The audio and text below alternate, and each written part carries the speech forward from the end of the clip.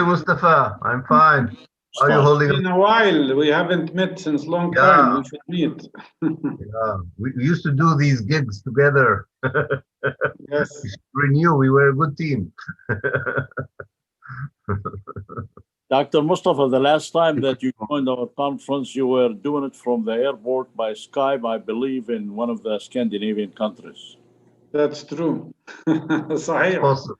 You remember. And it worked well. Yes, I remember very well.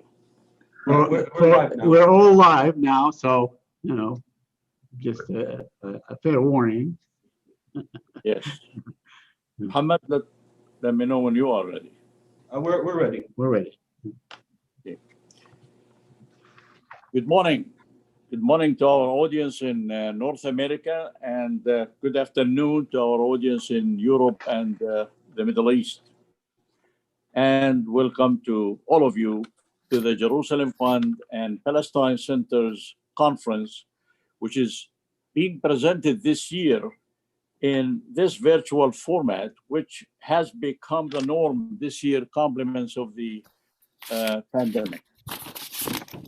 The theme of our conference today is the future of Palestine, which is more timely than at any other time in view of the 2020 developments that affect Palestine in the Middle East and, of course, here in the United States.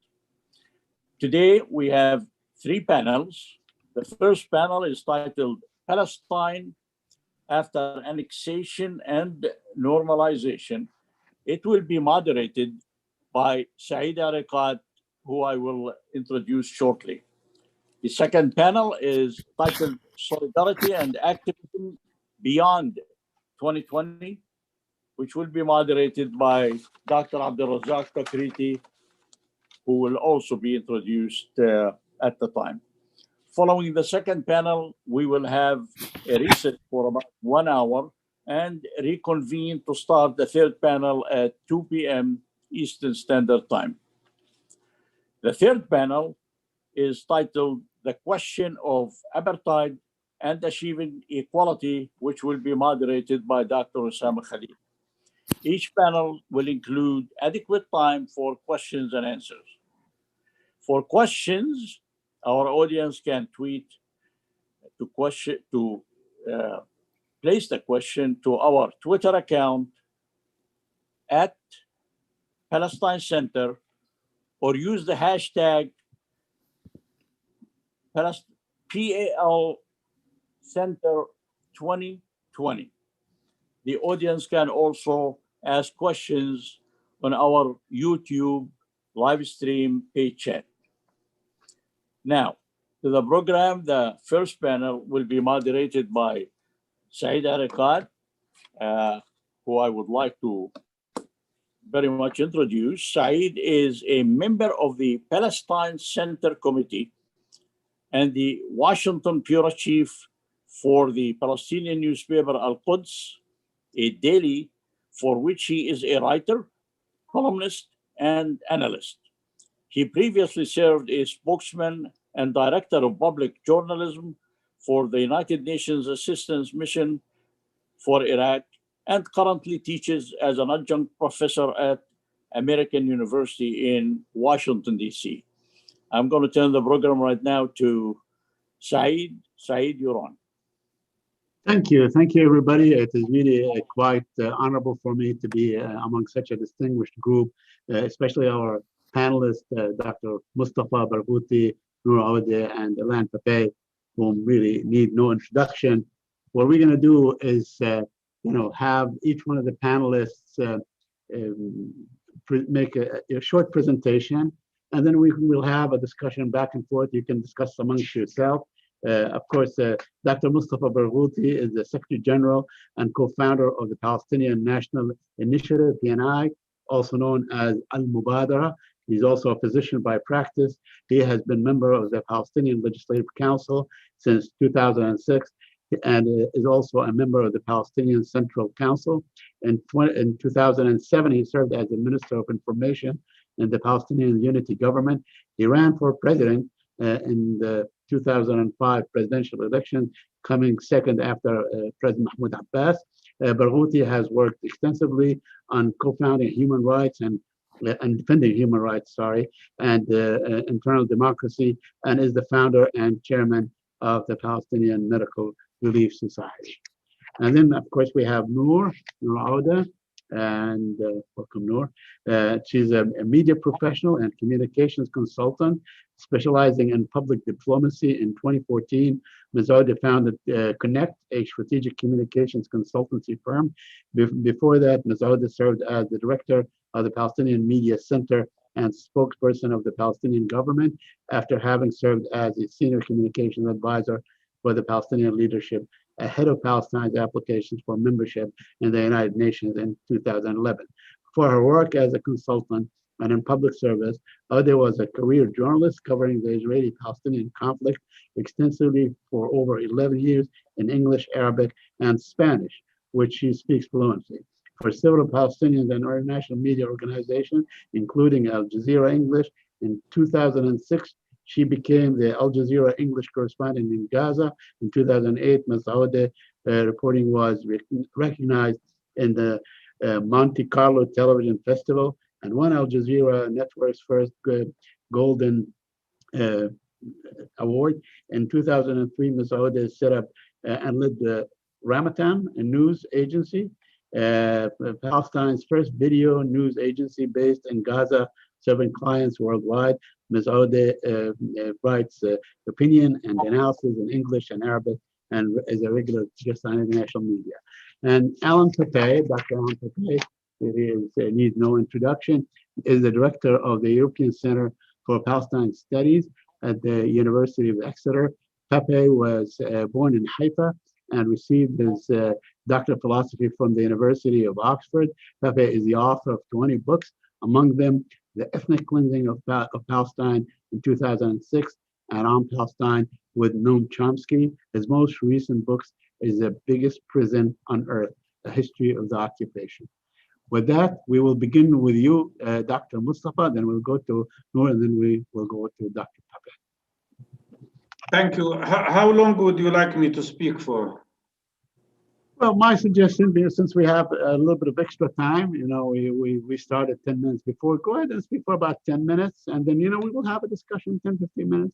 Okay, good. Yourself, we're fine. We just want to give the audience the chance to ask questions. Of course, that's for sure.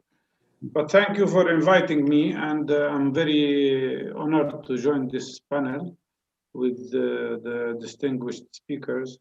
And I would like to start by saying that I believe that the Palestinian issue is witnessing probably the most critical period in its history since 1948. And I say that because not only because of the problem of the deal of the century, which I call the ploy of the century, actually, but because actually this plan, which was presented by Trump in this case, and his team was just an envelope of the plan. Yeah. The plan is actually Netanyahu's plan. He wrote it.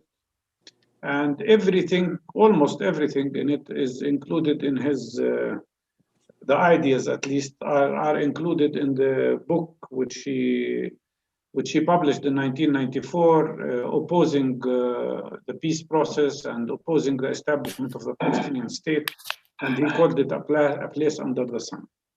I just published a book which came out only last week, explaining what this plan is about, and trying to explain that this plan is not going to disappear if Trump disappears. In reality, it could come back, if it leaves through the door of Trump, it will come back from the window of Biden. And I am sure that there will be efforts to bring the ideas of the deal of the century into what future administrations could adopt in the coming months. And that is a very risky period. Why I say it's the most critical period? Because this plan means not only annexation, it means liquidation of all Palestinian rights, including the right of the Palestinians to have Jerusalem as their capital, including the rights of the Palestinian refugees, including the right for self-determination in an independent state, etc., etc. And it actually reflects what we witness on the ground here and what we see from statements made by Netanyahu, his government, his coalition, without exception, which is that the Israeli establishment, and if I might call it the Zionist movement, has decided to declare its real intentions clearly by practically saying that they are not accepting or ready to accept a compromise. The whole idea of Oslo Agreement and the whole idea of two-state solution was based on the possibility of historical compromise between the Palestinian people and the Zionist movement. That's how I see it. Now it's clear that the Zionist movement is telling us, no, we are not ready for a compromise. And that's why they have built this plan, which is based on two feet. One is liquidation of Palestinian rights, and the other one is normalization with Arab countries at the expense of the Palestinian people. In my opinion, this grave risks requires a response and requires a new alternative strategy by the Palestinian people. I believe that it's clear now that most probably Biden will win the elections, which is good in the sense that Trump is going away. Nobody could be worse than Trump, not only to us, but to the whole world and even to the American people. But what I want to clarify that the election of Biden will not mean necessarily the disappearance of these risks or the disappearance of the plan or the deal of the century. Why I say so? Because in my opinion, the risk is between two issues. Either we would have faced, if Trump was re-elected, the possibility of immediate annexation. And by the way, I think the coming 2 months are going to be very dangerous 2 months, since Trump and Netanyahu could use that period to exercise the utmost possible changes on the ground, as they have done only last week by demolishing houses in the northern part of the Jordan Valley and by declaring the establishment of 5,300 new settlement units. So if Trump disappears, that doesn't mean annexation will disappear.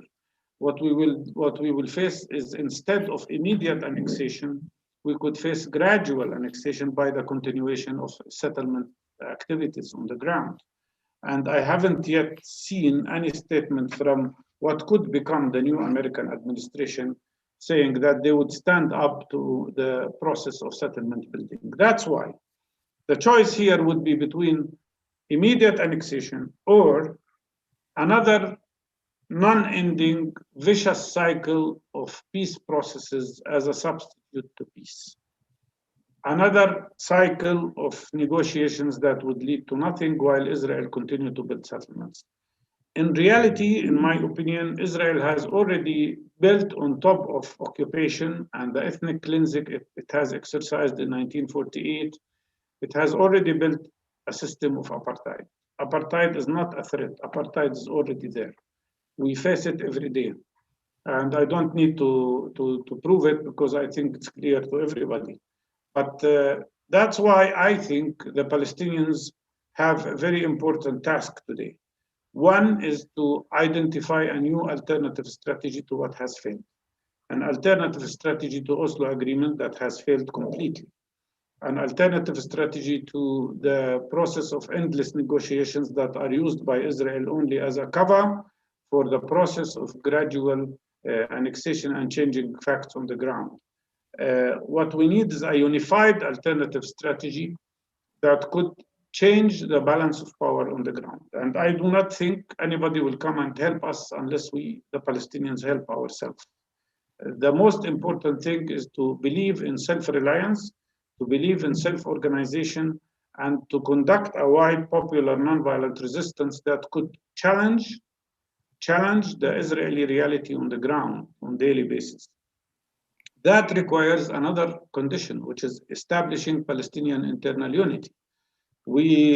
People have been following the processes that took place recently for the first time since almost 10 years or 9 years.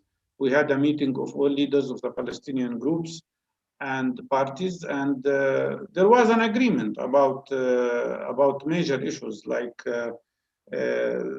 the form of struggle that will be used, the goal of the struggle, and ending the internal division. But unfortunately, what we have witnessed during the last month is a freeze of that process, and that is not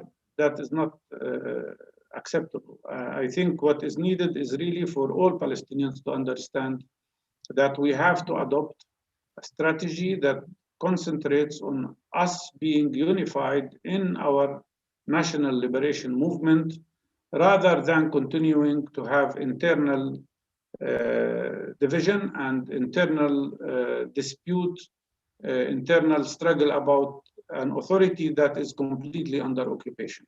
And I believe that the authority is under full occupation, whether in the West Bank or in Gaza, which is besieged and surrounded. It's just different forms of occupation. But in reality, it's an occupation everywhere and a system of apartheid. The other thing that I would like to mention before I finish, I think we as Palestinians have to find a way of exercising a dialogue that would include all Palestinians.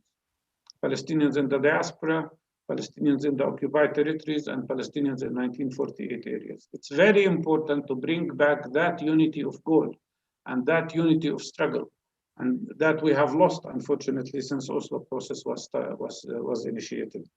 And I believe, and I always said that Oslo was a big deceit that was established, a trap that was built for Palestinians. I will not go into clarifying why I say that, but I would say that it's time for us to rebuild the Palestinian unity. And I do believe that our goal should not only be liberation, should not only be ending occupation. I think it should be ending the system of apartheid in the whole of Palestine, in the whole of historic Palestine. Because apartheid is affecting Palestinians in 1948 areas. Apartheid is affecting Palestinians in the West Bank and Gaza, including Jerusalem.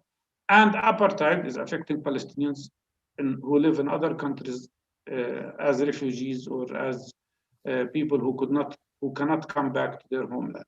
That issue requires a lot of interaction and dialogue between Palestinians, but I think this should become the overall goal of Palestinians. And when I speak about, and maybe we could be speaking, I don't want to jump into your other sessions, but if Israelis continue, and if the Americans continue to support the Israeli action to kill the possibility of a Palestinian state, this would not be the end of hope for Palestinians, but that should force us all to demand one-state solution with full national and democratic equality. Thank you so much. I will stop here. Thank you, Dr. Mustafa. Nour, go right ahead. Thank you, Saeed, and thank you for having me. I feel very honored to be with you today and with this distinguished panel. I'm going to pick up where Dr. Mustafa left and maybe build on a few things that he said. I completely agree that this is perhaps one of the most dangerous times that the Palestinian nation has faced since the Nakba. And in many ways, I think it's more dangerous than the Nakba. Perhaps made more dangerous by the fragmentation that the Palestinian political scene has been struggling with for about 14 years. As far as where we go from here and what the future of Palestine is, let me just start by saying that I believe that the inevitable future, which in my mind is certain, is freedom and victory and justice. And I believe this is a historical inevitability, no matter how long it takes, and it doesn't matter if it's in our lifetime or not, but I think we need to remind ourselves of that, that so long as the Palestinian people believe and struggle for their rights, no power in this world can erase them, can do away with them, can make them disappear. And we've seen that resilience in the past 4 years with the alliance between the Trump administration and the right wing in Israel. We've seen how resilient our people is, and the fact that we can withhold and we can withstand and we can persevere. And this is what we need to focus on. Internally, of course, we are in a dismal place. And I think in addition to speaking about the need for unity, which is paramount, I think there's a need also to look in the mirror and for Palestinian political players to become a lot more humble, a lot more pragmatic, and a lot more inclusive. The entirety of the Palestinian political establishment, all the political parties on the entire spectrum, have not included all the energies and perspectives of this young and vibrant nation that is the Palestinian nation, whether it's in the occupied territory or in the diaspora, or also by extension, of course, the 1948. So I think the dialogue about unity needs to be transformative, and it needs to step away from the idea that the big boys who've ruled for so long need to kiss up and make up and be nice and reach an agreement on how they can rule us without fighting, and think about the future, because the future is ours. The future is now, and we're being left out of it, and the Palestinian people deserve better. And in that sense, I completely agree that we need to free ourselves, liberate ourselves from the baggage of Oslo, so to speak. And here I'm not talking about dissolving the PA or getting rid of Palestinian institutions, because this is something that I know is quite popular in the political discourse. I believe that what we need to do is protect what we've built as institutions, transform them in a way that best serve our goals and interests, and work on the umbrella that represents us all, the PLO. And if we're going to talk about elections, then let it be the elections for the Palestine Liberation Organization, so that voices from the entire tapestry of the Palestinian nation can be represented and heard and can be part of decision-making and governance. We cannot continue this duality, in my opinion, of having a supposedly elected legislative council, if we get to elections, that represents about a third of the Palestinian people or a little bit less, and to call it the legitimate legislator and to call it the representative of the people when it is not. We either return to the basics of the PLO and bolster it and make it meaningful like it should be, inclusive like it should be, and effective like it should be, so that it can really speak on all our behalves and be active and be a force to reckon with, or we think of how we can move the ball forward. But this duality of the Palestinian Authority on the one hand, a disabled PLO on the other, a disenfranchised Palestinian diaspora on the other, is simply dysfunctional. And now that most likely Biden will form the coming US administration, I think this is going to be a very tricky time. And I think not just the Americans, but the world will come to the Palestinian leadership and say, look, now, Trump is over, Biden is here, Biden wants multilateralism, he wants to go back to playing by the old rules, and he's ready to talk. So you need to go back to the old rules. And the fact is, the Palestinian people are way past where we were when Trump took office, in the narrative, in the conversation, in where we want to go. Too much has happened in these past 4 years for the Palestinian leadership, for it to be acceptable for the Palestinian leadership to say, okay, Biden is here, we will resume security coordination, we will take back whatever money is left after Israel has deducted all the tax revenues, and we will pretend that those 4 years haven't happened. We'll pretend that the Israeli government coalition doesn't have in its program the annexation, the de jure annexation formal annexation of the occupied territory, because annexation is already happening. And we'll pretend all of that doesn't exist, and we'll get caught up again in a process that goes nowhere. I think that's dangerous. I think that whatever credibility is left for the Palestinian polity will be lost. And I think that it will be too much time wasted on an effort that we all know a priori it will get us nowhere.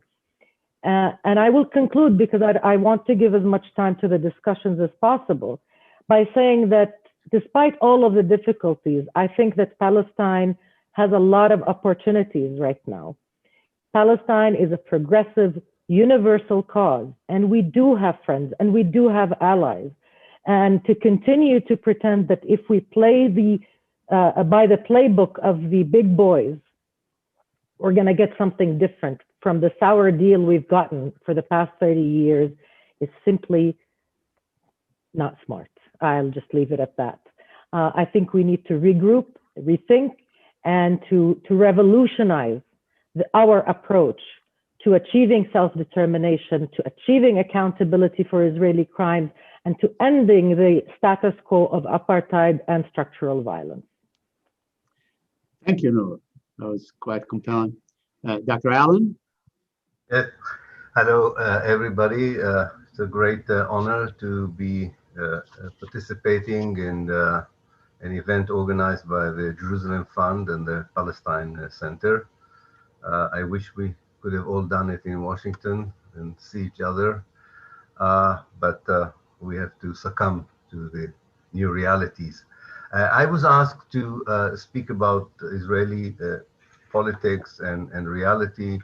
I don't have much to say that you don't know, I'm sure about it, but let me try and just give some sort of a perspective which I think might complement the two excellent contributions by Dr. Barghouti and by Nour.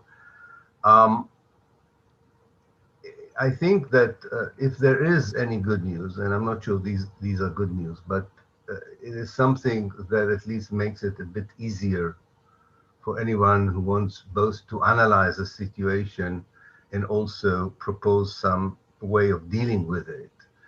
If there is anything positive, it is the fact that in the last 20 years, once again, the real nature of the Zionist project in historical Palestine was exposed.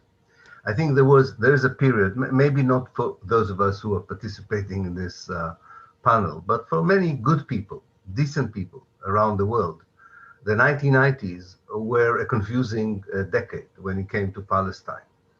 And the reason is that although Zionism was and remained a settler colonial movement that sees the indigenous native Palestinians as the main obstacle for their success, and like all settler colonial movements in the past, seeks to take as much as it can of the natives' homeland and get rid of as many of the indigenous population as possible. Despite the fact that this hasn't changed from 1882 until today, in the 1990s, the Zionist movement very cleverly, I think, through the State of Israel, of course, employed a means or a method that usually other settler colonial movements did not use, and this is the peace process.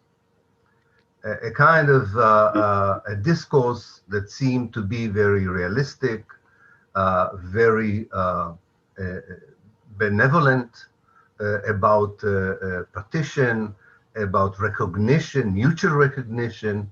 Not surprisingly, quite a few of our good friends, I think, had fallen into that trap, believing that there is something different here, or that something has changed in the overall strategy of the Zionist movement and the overall behavior of the Israeli state. In the last 20 years, especially since 2001, this has gone. I mean, there is no so-called Israeli peace camp anymore. And by peace camp, and I put it in adverted commas, I mean the kind of people who believe that you could substitute you could use the peace process as an alternative for direct occupation. that if that you could use the diplomatic accord in order to provide an umbrella for your actions on the ground. You could do things, but you didn't have to declare them. And you hoped that the peace process would be a smokescreen that would hide actually your real intentions on the ground. This particular camp has shrunk in the last 20 years into an insignificant presence in Israeli society. I remember talking with people in Ramallah, present company excluded, who believe that there is still a hope for what the Israeli kind of section in the Fatah calls the peace camp in Israel, a peace party in Israel, as if there's still a chance for a significant number of Israelis to influence Israeli policies towards a genuine two-states solution. This does not exist anymore. We have to accept it as a fact, not as an opinion. It doesn't exist anymore. And we can see how these transformation happened in the last 20 years. It was kind of a move from a secretive policy to a declarative policy. Take, for example, the incremental annexation of the West Bank that was done behind the scenes until 2000 in terms of the international community, not in terms of what's happening on the ground. This present government has a ministry for settlements, something none of the Israeli governments before even dared to do. There's a ministry for settlements or for colonization. That's one example, how you move from kind of wishy-washy declarations of what you're really doing to a sense of confidence that you can openly say what you're doing. Take, for example, the issue of the apartheid inside Israel towards the Palestinians minority in Israel. There was always a de facto apartheid regime towards this minority. But in 2018, in the summer, the nationality law was passed, a full declared apartheid law. This is the same process. It is the process by which the settler colonial state believes, I hope they're wrong, but they believe that there's no need to hide anymore the real essence of Zionism and what are the real objective and strategy of the Jewish state without any fear for any repercussions. Now, of course, the fact that Trump was in the White House since 2016 helped this sense of confidence. But you can hear the commentary in Israel today about what are the prospects of the American-Israeli relationship in the Biden era. They're not worried. They're not unnecessarily worried. They don't think that something fundamental would change.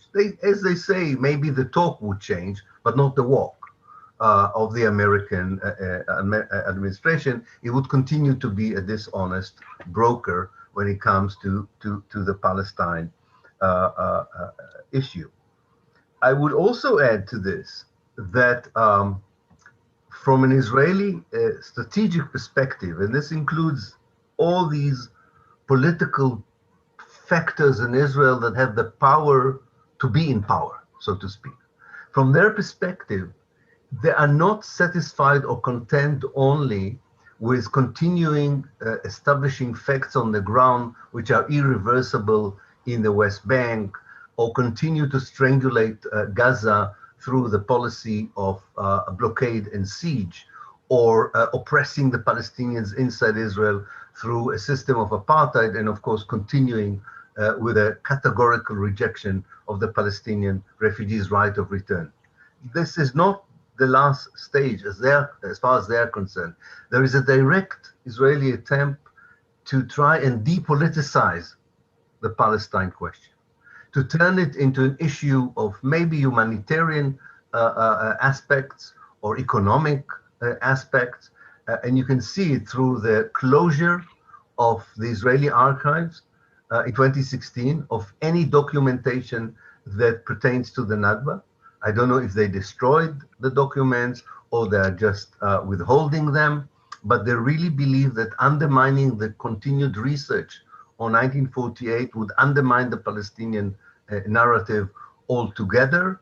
And of course, the whole idea behind Netanyahu and Trump's and Jared Kushner's philosophy of the economic peace, which is supported by the normalization efforts with the Arab world, to say that actually politically the Palestine problem is over. We have some issues with terror, we have some issues with economics, we have some humanitarian issues. They could easily be solved by either Arab money or some American money. The only way of dealing with this, to my mind, and of course it's up to the Palestinian people to decide what is the best strategy, but it's very clear that if there is such an insidious deal of a century, if the leadership cannot provide a counter deal of the century, the vacuum is filled by the wrong deal of the century. And there are certain principles of a counter deal that are very clear and obvious, but maybe some which are less obvious, and I would like to end with them. The obvious one is the unity on the Palestinian side. That's very clear. And probably redefining the project of liberation in the 21st century and getting more and more acquainted with a one-state solution as the strategy for the future. There's no doubt about that. But I think there's a more invisible layer. And this has to do with how do you create two kinds of coalitions for the Palestine question that are not Eurocentric and are not Western-centric and definitely are not Washington-centric. With a lot of respect for the Palestine Center in Washington, you will still have a lot of work to do. I'm not saying that it's not important to work, to lobby in Washington, but I really think it's time to create from above a global network that includes the Muslim countries such as Malaysia and Indonesia, the countries in South America, South Africa, and create some sort of a global counter coalition to the one that seems to be exclusively accepted as having the right to interfere in mediation and proposals of peace solution and so on. That's from above. From below, I think there is a huge network that has to be more properly exploited, of network of identification, I call it. These are indigenous people fighting for their rights around the world. These are African Americans fighting for the rights in the United States. These are oppressed people and oppressed workers. There is a kind of energy there, an undercurrent of energy that sees Palestine as a symbol for the struggle for justice, not just for justice for Palestine, but for social justice as such. And this is an historical moment that I think future generations will not forgive us if we will not fully exploit it to try and rectify the evils of the past. Thank you. Thank you very much, Dr. Ilan, for your poignant presentation and sobering presentations by all three of you. Who knows, maybe Mr. Kushner, now that he would be looking for a job, he could become probably Minister of Annexation in Israel. One never knows, He probably has aspirations that way. The common theme of all three presentations is that despite this huge assault on the Palestinians that is called the deal of the century, that has been launched by this administration, and really since day one, even before then. I remember attending the Republican convention in 2016, and that was exactly the theme. Israel has a right to build everywhere that it controls and so on. That was it. No two-state, nothing like this. But the common theme is that the Palestinians need, some sort of a, strategy, and it is absent. Why is that? I want to pose the question to all three of you. Why do the Palestinians seem to be completely lost in terms of honing on a strategy, responding to the strategy, as I think it was Dr. Ilan who said, having their own sort of deal of the century, so to speak, to counter what they have done. So please go ahead, Dr. Mustafa, and then we'll go with the same sequence, Dr. Mustafa, Nour, and Ilan. I will dare to say that we have proposed a strategy. And actually, the book I mentioned to you is also include, its first part is the analysis of the deal of the century. The second part is analyzing what could be the best strategy for Palestinians to liberate themselves from this horrible situation. And we don't claim that we are the owners of truth here, but it is a proposed strategy for discussion. And it concentrates on the fact that we should change the balance of power between us and the Zionist movement. That's the main goal. Without changing the balance of power, any negotiations, any peace conferences, any international conferences, any kind of interaction will lead to nothing, because the balance of power is against us. And without changing it, we will not have a new situation. And that strategy, in our opinion, should be based on 6 pillars. The first pillar is popular resistance, in the same manner that we did in the first Intifada. Popular, wide resistance. Nobody would listen to us unless we raise our voice here on the land in the occupied territories. The second pillar, which in my opinion is very, very important, is to sustain the presence of Palestinians in Palestine, to keep the presence of Palestinians here. One of the biggest dilemmas of the Zionist movement is that they could annex the land by force, but they could not eliminate our presence here, regardless of the ethnic cleansing in 1948 and the displacement of many Palestinians in 1967. Today, our numbers are equal, if not a little bit more than the Jewish Israelis. That is the biggest dilemma, and that we should keep. The presence of, because in my opinion, the next stage after annexation will be another type of ethnic cleansing, maybe gradual, maybe piece by piece. But that, without that, the Zionist movement cannot succeed. So first one is popular resistance. Second is steadfastness and keeping Palestinians on the ground. The third thing is worldwide PDS movement, boycott, divestment, sanctions. I totally agree with what Ilan Pappé said a moment ago about Palestinians needing a new global coalition. I like very much the way he said it, not Eurocentric, not US-centric. But we should recreate the alliance with those who are like us, and not with those who are opposing us. And fourth, I think it's very important issue, the issue of unity. What Palestinians need today is unified leadership. And I am saying it frankly, unified leadership. Unified leadership, not just for popular resistance, but unified leadership that could be in charge of making all political decisions and making all struggle decisions and making the plan of the future. Without that unity, that does not allow one-party rule, whether we speak about the authority or we speak about the PLO or speak about any other organization in Palestine. A national unity that is based on democracy, on people's participation. I would like to see a system through which Palestinians could elect their representatives in the Palestinian National Council. Whether they live in the States or in Australia or in the occupied territories or wherever. The fifth element, which is very important, is what we described before, which is recreating the unity of Palestinians wherever they live. In 1948 in the occupied territories and in the diaspora. And finally, I think the sixth point is to penetrate the other camp, to create alliances also internationally and locally with people like Ilan Pappé, who are with us, who completely support our struggle. We have to attract more and more people who believe that Israel as an apartheid is something that people should be ashamed of.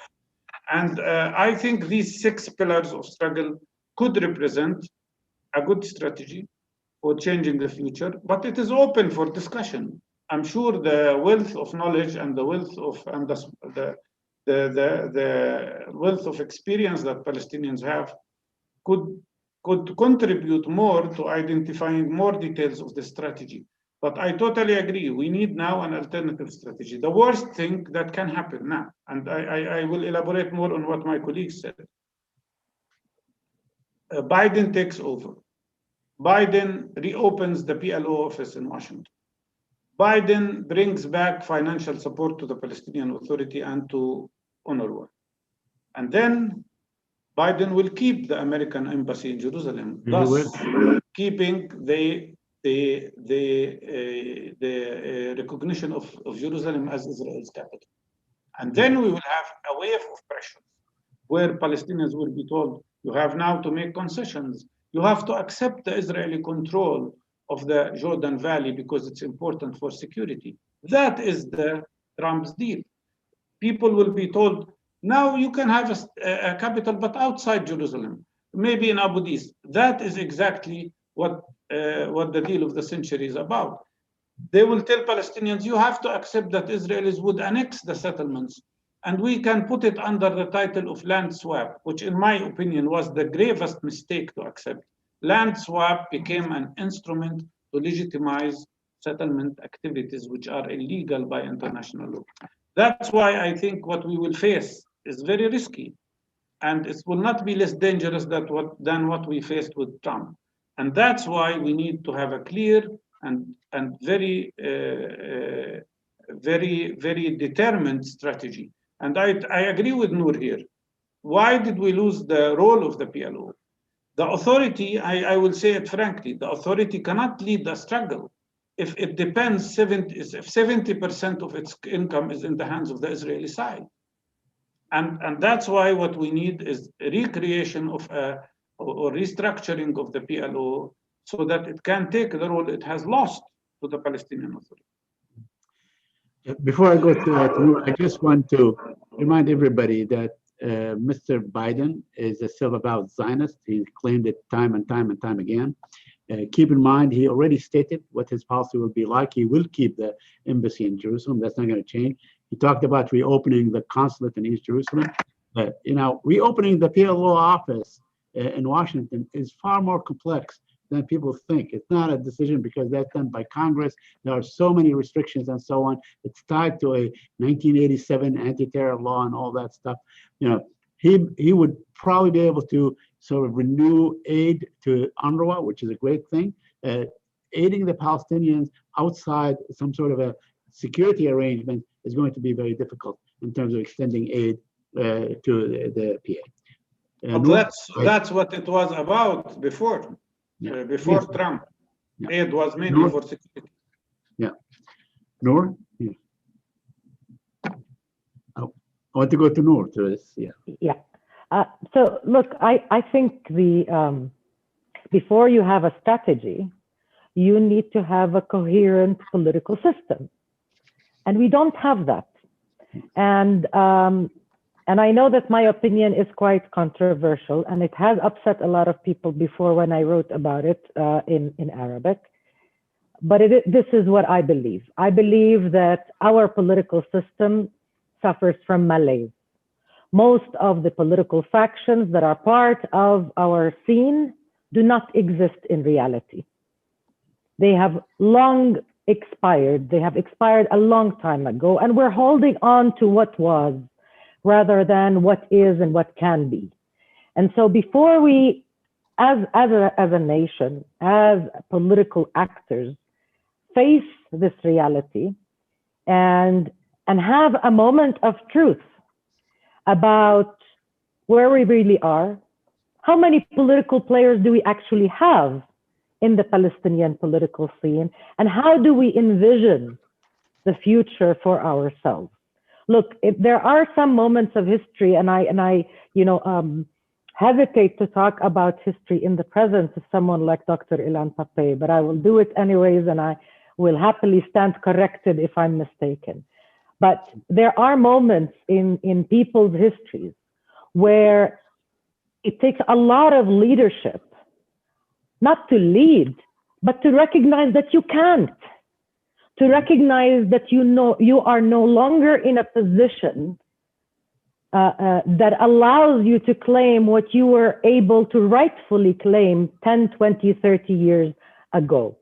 And I'm not talking only about one faction here. What I am saying is that the political actors, the majority of political actors in our scene are political actors who have failed to reinvent themselves, who have failed to be up to date with the developments, not just in the world, but within the Palestinian nation itself. And so with all due respect and admiration and gratitude to the political and historical figures of the Palestinian national struggle, if they continue to believe that they alone hold the key, that they alone have the answers, that the structures of political struggle in Palestine that were valid in the 1970s can still be valid in 2020, then forget about having a strategy. We're not going to have a polity in the near future. And that's why I keep going back to that moment of truth that we need to have as Palestinians. The dialogue that we saw between the Secretary Generals of the Palestinian factions was wonderful. It was great. It was long overdue, and we really needed that. But in order for that moment to be meaningful, it needs to go to the next level, which is to not figure out a way to have elections and have a power sharing arrangement that allows these skeletons to continue operating as if they were fully vibrant bodies. And we need to make space, and we need to empower brilliant Palestinians all around the world in occupied Palestine and around the diaspora to take their rightful place, not just in leadership, but in assuming responsibilities. Because one of the things I think that hurts the Palestinians the most at this point is that all of this energy and all of this frustration is on the periphery. We all watch, we all assess, we all analyze, and we all get very frustrated. None of us, it's not about being able to partake in decisions. We need to partake in the responsibility. And without making a very willful effort to make that space, by recognizing truths and by taking courageous leadership-like steps, then we are going to not just be in trouble. I believe that we run the risk of thinking, and that's what worries me. That worries me a lot more than the familiar song and dance of a democratic administration that talks about a process and the Palestinian leadership that feels pressured and gives in, because we've seen that. We know we can predict what will happen, but more strategically, I think we need to look at where we are. We are at a breaking point, and we need to be very cognizant of that. Thank you, Nour. Dr. Ilan?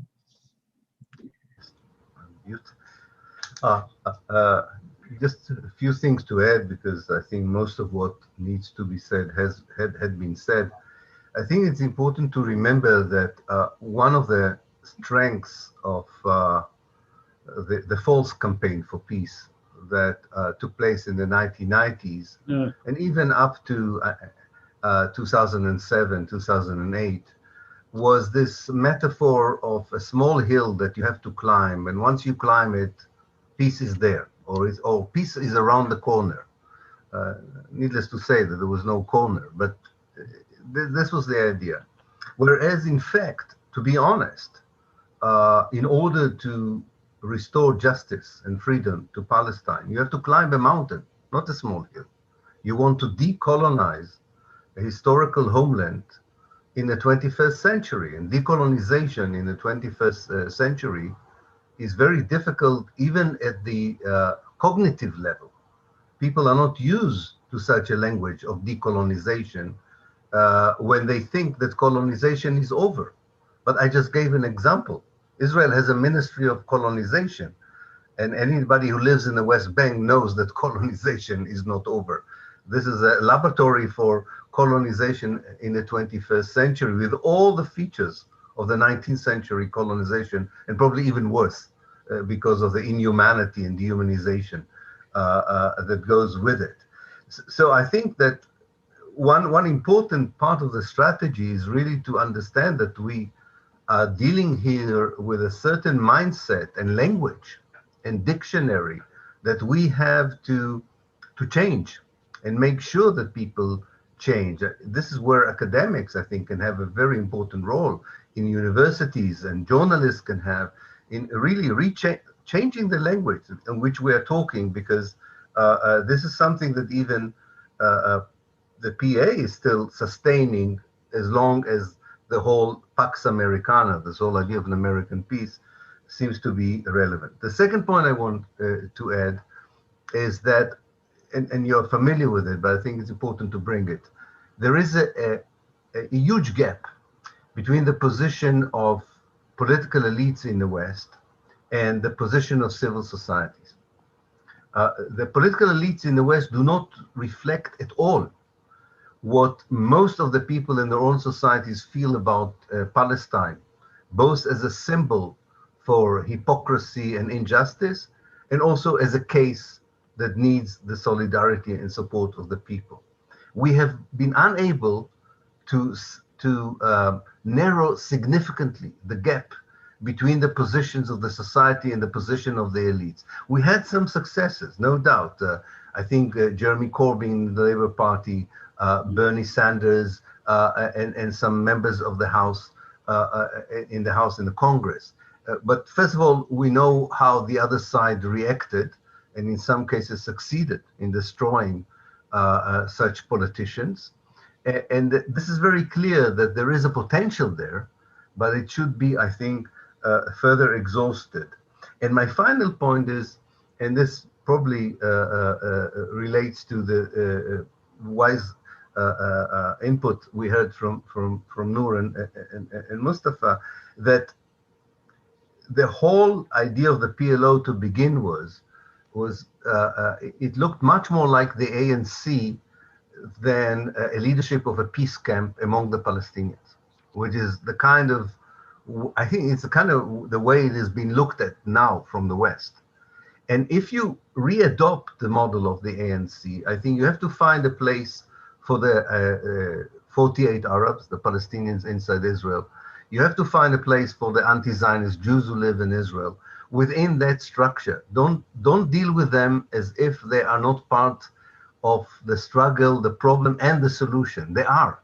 They are. If you really want to push the envelope and really build a different strategy or a different deal, you have to reject the kind of segregation that was imposed on the reality which served very well the Zionist state. A partition is always something that a colonialist power wants, and a real liberation movement would always reject. And I think this is something that we have to build. And as I said, it's a mountain to convince people to change, to overcome prejudices, attitudes, and so on. Because you have to take into account the last 120 years, not only in its destructive aspect, but also in its irreversible aspects. There are millions of Jews who live there. You cannot get rid of them. They will be there. But there is a need to reframe who they are, what is their future, and above all, the Palestinians have to tell them how they see them in the future. For the last 50 years, the Israelis told the Palestinians how they see them in the future. It's wrong. It's wrong morally, it's wrong historically. It has to be the other way round. Where do you see the third generation, let's call it, of Jewish settlers who are now part of that country? Even if what you want to say to them is bitter news for them or not easy message. It doesn't have to be a nice message, but it has to be a clear message. It has to be a clear message, and then people like us can work on that message to make it acceptable, to explain its validity and its why it is preferable to any other false message that the leaders tell them or that the world is conveying. Well, thank you all. We will go now to questions by the audience, and I will pose them in the order in which they were received. But and the first question goes to Dr. Ilan. But I also have a nagging question for Dr. Ilan. I can't help it. I want to pose it. And you talked about a global movement, that includes Muslim countries, Latin American countries. Tell me, where does Israel and Israelis fit into that global movement of support? And then I'll ask you the other question. Okay, yeah. The current Israeli society, Israeli Jewish society, doesn't fit into that coalition. The current Israeli society fits only to the Deal of the Century coalition. That's very clear. And I don't think that Israeli Jews even the anti-Zionist Jews are a very important component in that coalition. No, I was talking about the Palestinians building a coalition of solidarity, which resembles somewhat the coalition they were able to build in the 1970s and 1980s, but much wider and much more powerful. I said actually the other way around. Once you have this coalition, once you have the Palestinian unity, I think you can enhance the very small group of anti-Zionist Jews inside Israel, and then they can play their role in that coalition as well. The initiative has to be Palestinian. The leadership has to be Palestinian. The orientation has to be determined by the Palestinians. This is something that we all understand.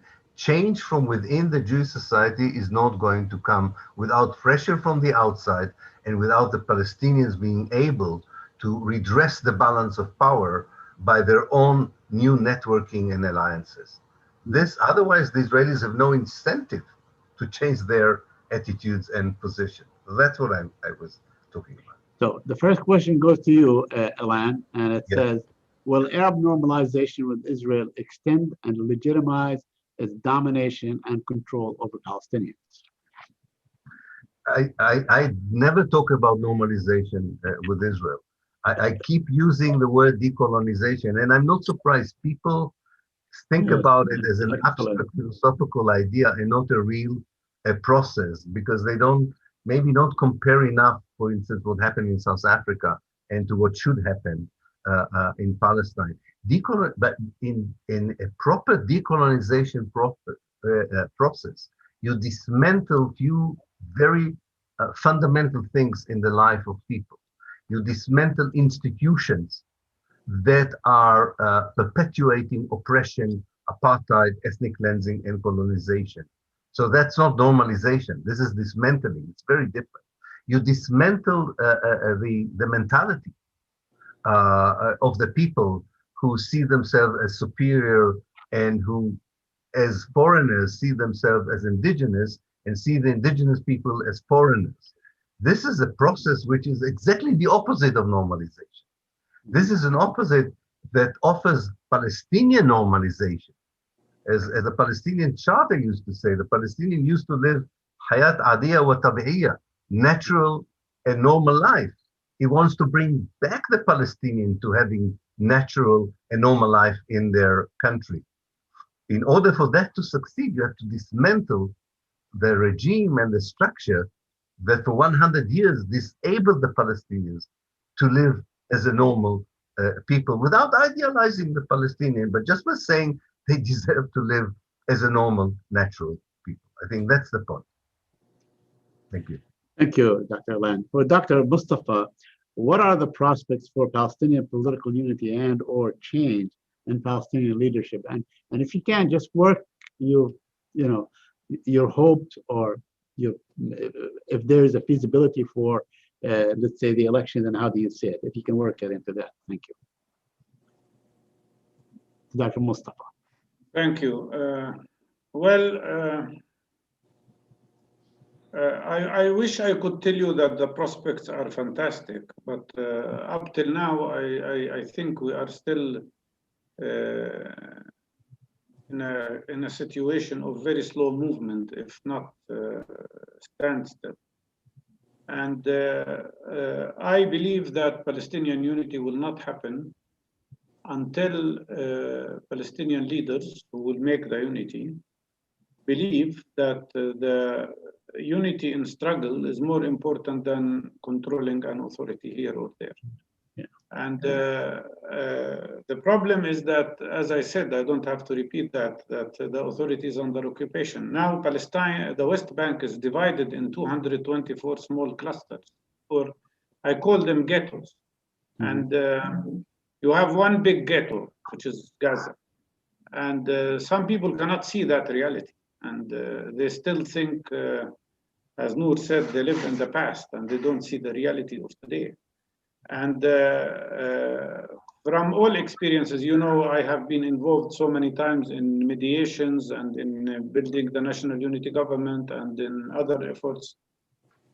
I can tell you the main problem today is that up till now, there is not sufficient belief, especially by the main groups which control West Bank and Gaza, that the need for unity and struggle is more important than the control of authority, which is, and it's really a big dilemma. I think Oslo was the worst kind of deceit, because just imagine creating a local authority under occupation, which, by the way, now the Palestinian groups suffer from that, because many people who want to struggle against occupation see in front of them the authority, not the occupation. When they speak about lack of electricity, they think of an authority, whether it's Hamas or Fatah. When they speak about lack of water, they don't. What we need to now is to energize the people to see that the main responsible for all of this is this horrible system of colonization and occupation that has been created, and a system of apartheid. So that's why I think the future of unity will depend on that, on that happening. And I cannot say that we can put everybody in the same basket, of course, that would be a mistake. But I do remember that so many people warned against this path that was followed during the last 27 years or 30 years.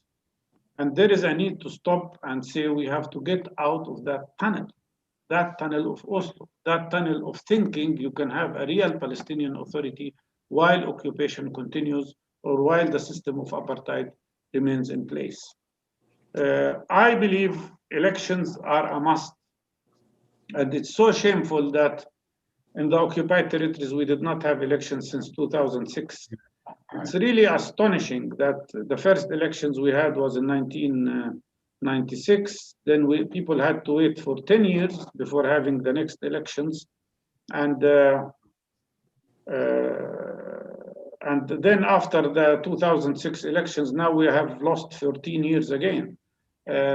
So practically, elections were suspended. And that has led to a very deep political crisis in the Palestinian political system. When we speak about elections, it's not enough to elect a council for the West Bank and Gaza, although now there is an agreement that those who will be elected in the West Bank and Gaza will become automatically the representatives of Palestinians in the Palestinian National Council, which is fine. But then what about the rest of the Palestinian National Council? I totally disagree with those who speak about quota system, or speak about a unified list, and then within the unified list we have a quota separation, and the public, the Palestinians, will not be given the chance to choose. Look, 50% of those who would participate in any future elections are youth, young people, who have not elected anybody in all their life. 80% of all Palestinians are below the age of 33. How could this young generation be taking leadership positions if it wasn't through that kind of a political democratic system? There is no other way. There is no other way to change the situation without a democratic process that includes Palestinians in the diaspora abroad and Palestinians in the occupied territories, and that finds a formula for representing Palestinians who are in 1948 area in the Palestinian project and in the Palestinian leadership. So that's why I believe that democratizing the Palestinian national movement is a very important factor. Without democratizing it, without giving the people the right to participate in choosing their leaders, they will not be energized, and they will not, especially now. Now there is a feeling of alienation, which is dangerous. There is a feeling of disappointment, which is big. There is a feeling of, among some groups, of depression because of inability to change. And I think what we need is now an agenda of change through democratic processes, peaceful democratic processes, because we cannot afford to fight each other. We cannot afford to go into struggle against each other while the Israelis are controlling our life. We have to find a democratic, peaceful process that includes all Palestinians in the process of choosing their leaders. Remember, most Palestinian leaders, well-known leaders, became leaders while they were young people. Everybody knows that. Arafat was young when he started. Habash was young when he started. and the rest of the group, everybody. Why should it be now that somebody has to be at the age of 60 or 70 before being able to consume any leadership position? I think that is the big challenge. And the other big challenge here is to accept pluralism and to accept that the Palestinian struggle cannot be led with the mentality of one-party rule. Thank you, Dr. Mustafa. The next question is for Nour, and you really need to look into your crystal ball for this question. The question says, how likely is it that there will be a one-state solution in the next 10 years? And I want your take on the one-state solution possibility, because and then comment also on the question earlier posed to Dr. Mustafa. Thank you, on the leadership. I'm not sure that we can speak with any accuracy about the prospects of holding elections at this point. And I think there's been agreement. I mean, Dr. Mustafa and I spoke about the need to hold elections for the PLO, for the National Council, in order to have all Palestinians representatives. But I really think it's going to be very difficult to guess or to even wonder when these elections can be held, because I think at least for the coming few months, at least for a few months after inauguration, if inauguration is in January, the current leadership will be giving Biden all the sweet space that he needs before they kind of make up their mind. And in the meantime, our cause will be losing a lot of valuable time. As far as the one state, look, I avoid this discussion, to be honest with you.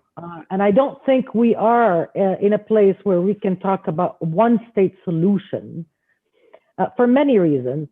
I think right now, our focus needs to be sumud. Our focus needs to be unity. Our focus needs to be self-determination. How we exercise that self-determination is determined by the Palestinian people when we get to a point where that right can be exercised, when we form that global coalition we were talking about, when we include important Israeli and Jewish voices against Zionism and for decolonization, then we can talk about solutions that can be implemented on the ground, and whether it's in the form of one state for all its citizens or in other formats. But honestly and very humbly and realistically, I don't think that at this point that there's a need to talk about one state or two states. It's a luxury at this point. We are in a state of crisis, deep crisis. And we need to get out of it first before we talk about how we will exercise our inalienable right, no doubt, to self-determination. Mm-hmm. Thank you. The crisis state solution. That's great. Dr. would you like to jump in with some questions, Yes. Dr. Can I just say a few words, please? Please do. Right. Yeah. By the way, Trump has just tweeted that he won the election. Yes, yeah. It was 1 minute ago. Yeah.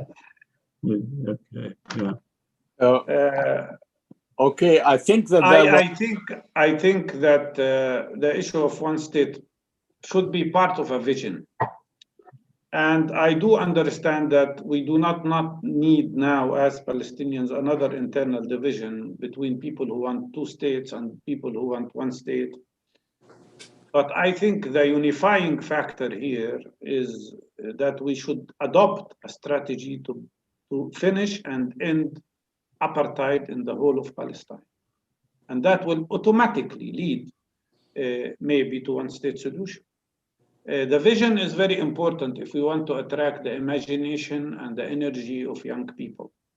And that's why I think we should not avoid the question, but we should allow a natural process of discussion about it without making it an instrument of internal division.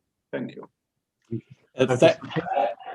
Thank you, Dr. Mustafa. And I really, this is not a closer for this panel. However, I do want to take this opportunity to thank our three panelists. This has been a stellar discussion.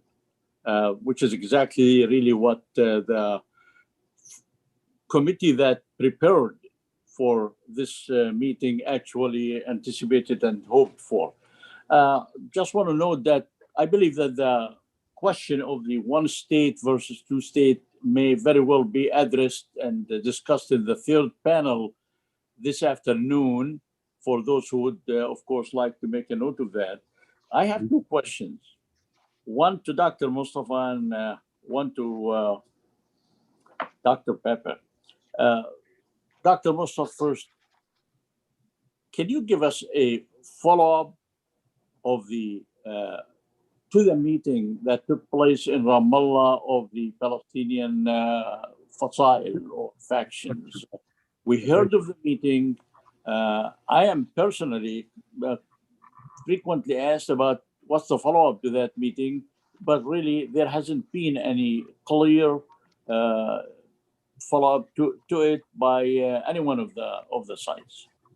And to Dr. Pappé, I would like to ask if you would comment, please, on the relationship going forward in view of the current election that we've had and are having in the United States and will be having for the next few weeks, I guess, between the American jury and the State of Israel, government of Israel, factions of Israel, etc. We will start with these two questions. Dr. Mustafa? Okay. Well, as I said, the meeting that took place with the participation of all groups identified a unity about the goal, which was mentioned as Palestinian state on occupied territories in 1967 with Jerusalem as its capital. The form of struggle, that Palestinians have the right to struggle in every possible way, but the main form of struggle will be popular resistance, and that there will be a follow-up on the issue of ending the internal division. After that meeting, we had the issue that came back was the issue of elections. And unfortunately, for a while, it looked like we will talk only about elections and forget about everything else, although there was a decision to establish a unified Palestinian leadership of the popular resistance. Then we had series of meetings, and the issue of elections, of course, is sort of going back to where we were in 2019, and that is whether the elections will be only for the Legislative Council in the occupied territories or for the whole of the PLO. Although in 2019 we solved these problems. In 2019, after the president declared that there will be elections in the United Nations, the General Assembly, there were differences, and eventually an 11-point initiative was presented to everybody, and everybody agreed about it, which included that elections would be fully proportional and that there will be full freedom and no political arrests, and that there will be, the parties accepted that we could start with the parliament and then presidential elections, but in one decree with a distance of only 3 months between the both elections. And then, unfortunately, everything was frozen. Although we said that if Israelis refuse elections in Jerusalem, which they might and probably will, we should use elections in Jerusalem as the best form of popular resistance. What is better worldwide than an image of Palestinians trying to vote and then an Israeli soldier is trying to stop them? But unfortunately, everything got frozen again, and the elections did not happen when they should have happened. And I think if we had elections in January 2020, we would have been now in much better position. Now we came back to other issues. We proposed to Fatah, to Hamas, and to all political parties. We made a proposal because clearly no movement has been made in the direction of ending the internal division between West Bank and Gaza. And everybody knows that without resolving that issue, it is very difficult to conduct real elections.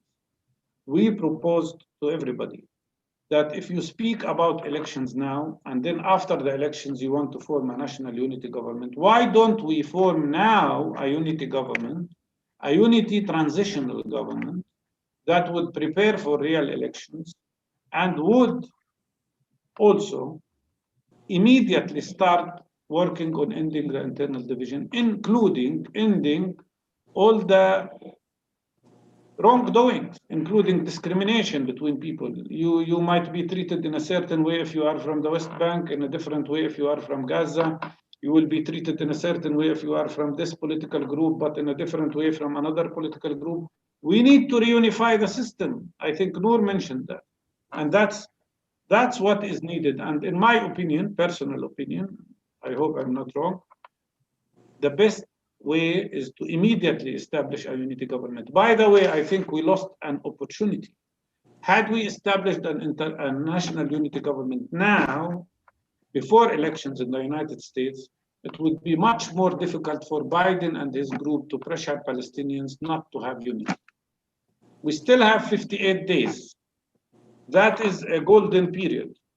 If we immediately establish a national unity government and immediately start working on ending the internal division between Gaza and West Bank, between Fatah and Hamas, to be precise, we could put a new reality on the ground.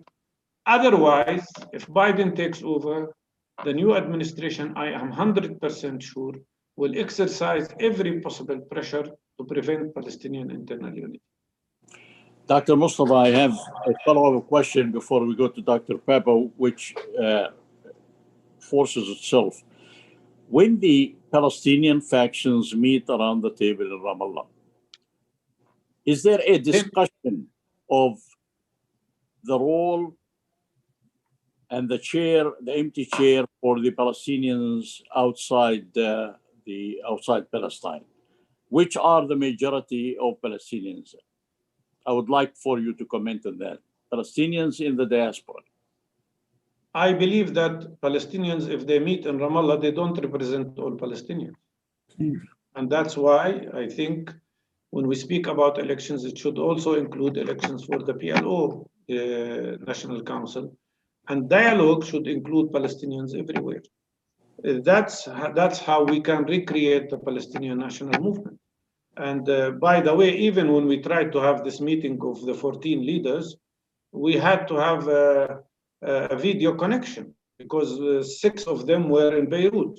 And so it is wrong, not only impossible, but it is wrong to think of Palestine as if it is only the West Bank and Gaza.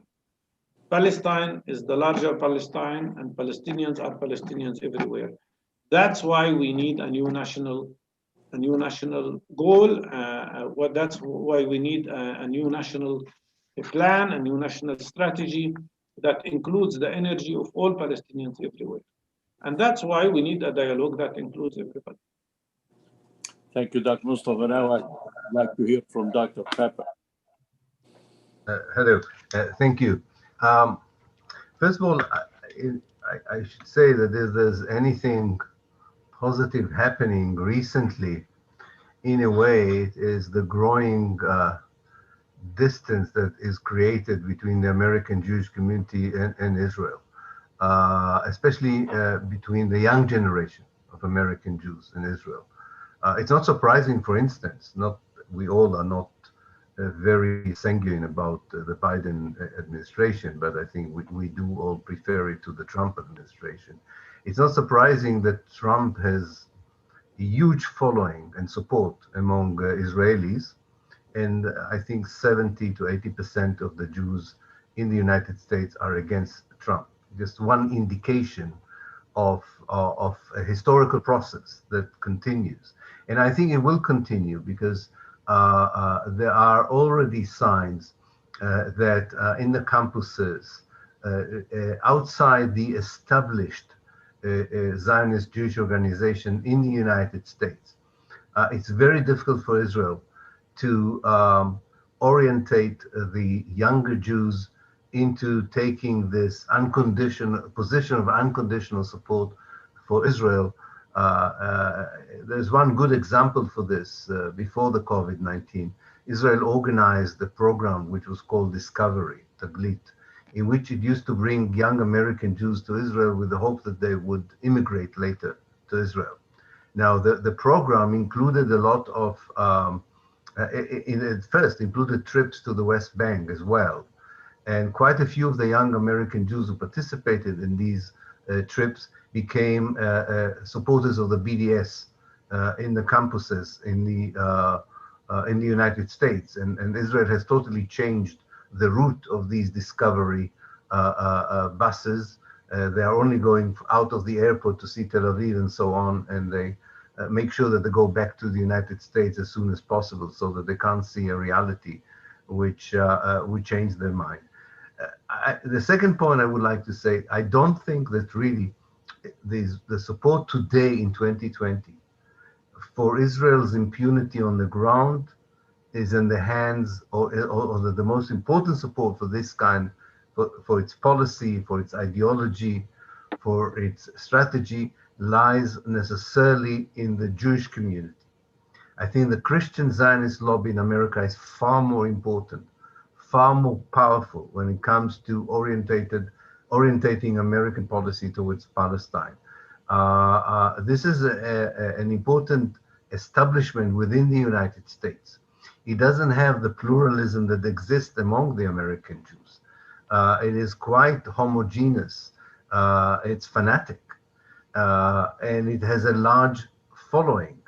And I think this is beginning to be a more important pillar than the Jewish lobby, which is still an important lobby.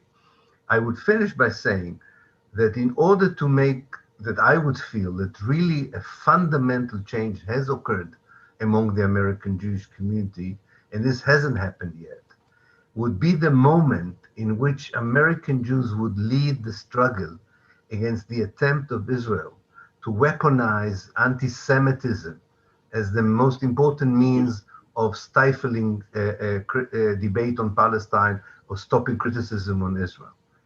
This hasn't happened yet.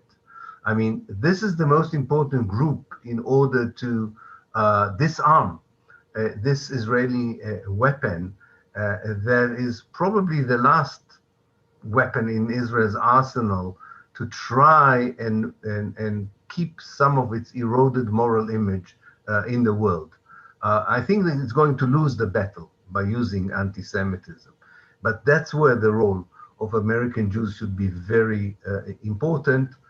I have some hopes because I can see the trends among young American Jews, and I can see the worry in Israel about it, which I think sort of validates my assessment. Thank you. Thank you very much, Dr. Pappé. Saeed, back to you. Thank you, Dr. Mustafa. We have a large amount of questions that really cover all aspects of what you have discussed. Unfortunately, we have come to the end of this session, and we don't want to cut on the time of the following sessions. I want to thank you all. This has been really enlightening and very important discussion, and I look forward to listening to you, talking with you, reading for you in the near future. Take care, and thanks for being with us. Thank you very much. Thank you all. Well, Ilan, please send me your telephone number. Thanks for having please. us. I will, Mustafa.